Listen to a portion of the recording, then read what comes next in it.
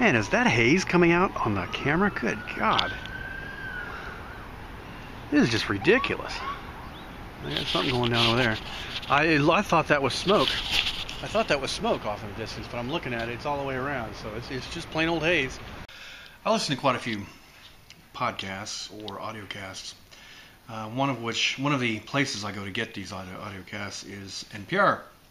I burn through a lot of NPR stories, and the reason is kind of funny. I'm a conservative, and to be honest with you, they seem to have a liberal bent on their stories, or at least more liberal than I am, by a good sight. And that's not what gets me. What gets me is I'll either read the title and not like what I see coming and just avoid it, or I'll listen to the first couple of minutes of the story, and it is either the quality of the phone line they're on, or it's the accent. Sometimes I'll have people with thick accents, and I'll be honest with you, it's just too distracting. Remember, I'm listening at work, so I don't want to be that distracted. A while back, they had someone in a war zone whispering while gunfire was going off in the background. I'm sort of thinking, you can't hear a word this person's saying. Yes, it's very dramatic, but it's not news if you can't hear what's going on. So, they should have stepped aside with that one.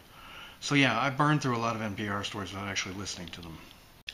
Something else that goes on in my life, I write the date about 100 times a day, if not more. And what I've noticed is it keeps me from having to go through the rigmarole of forgetting what year it is. The last couple of years, I base everything I do at work. First thing I do is I write the date down. Next thing I do is I do whatever task it requires. And this, I hear people complain about writing last year's date on something. I think I wrote the 2,132 on one of my checks instead of the 2013, and it was just a crisscross of multiple years all being written down at once, and that was about the worst one that I've had in a long time. Other than that, I really don't get it wrong anymore, and it's only because every 2 minutes I have to write the date down, so it's right at the top of my stack in my brain. Anybody remember chat software? Now you have chat built into all the online stuff. Every time you go to a social media site, one of the first things they try to get you to sucker you into is the chat feature.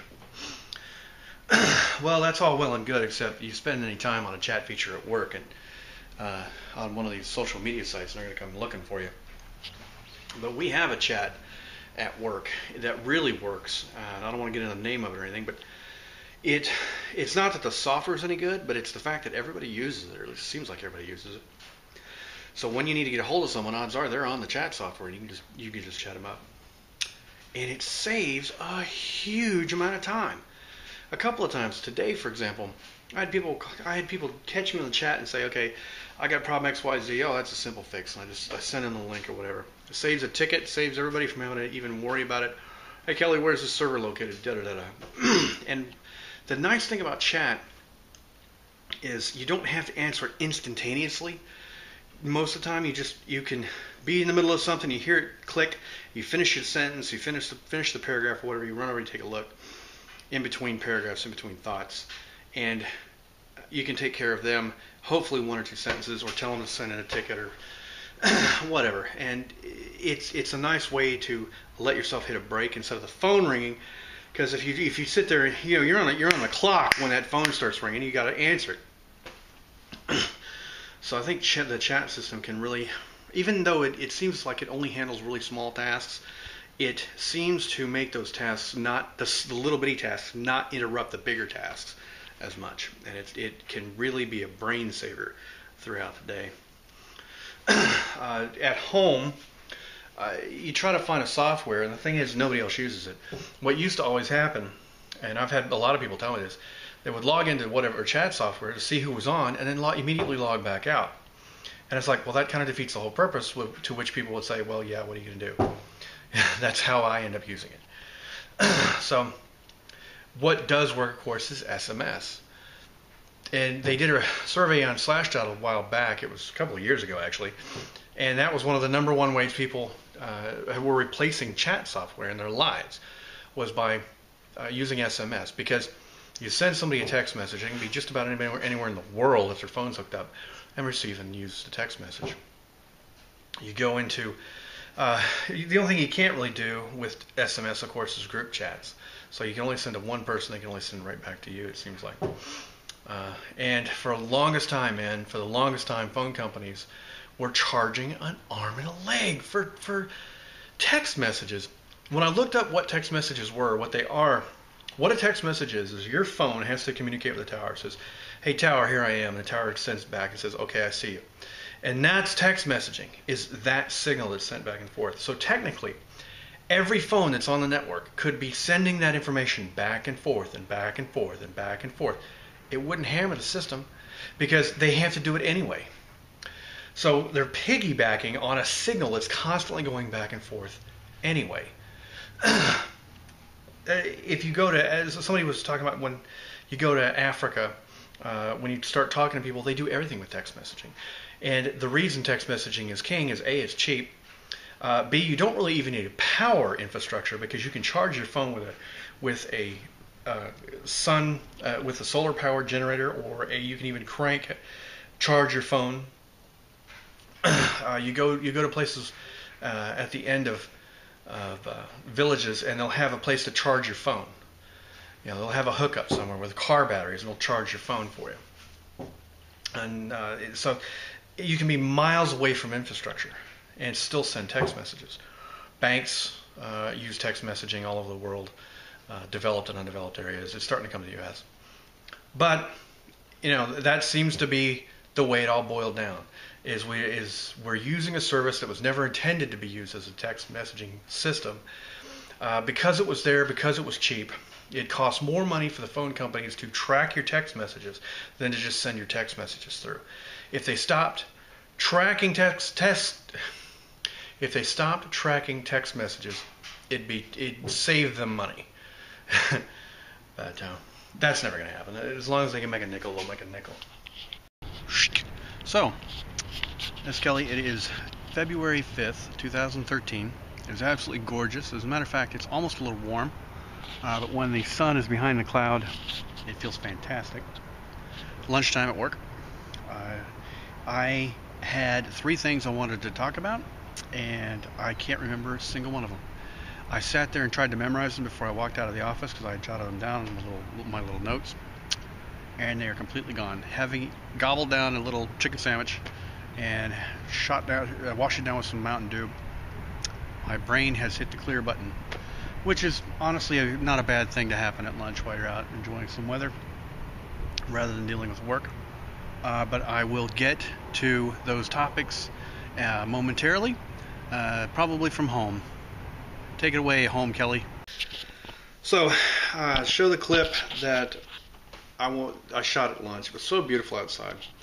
I get out there, and of course I forget what's going on with my vlog, what I wanted to vlog. Well, I said, okay, fine.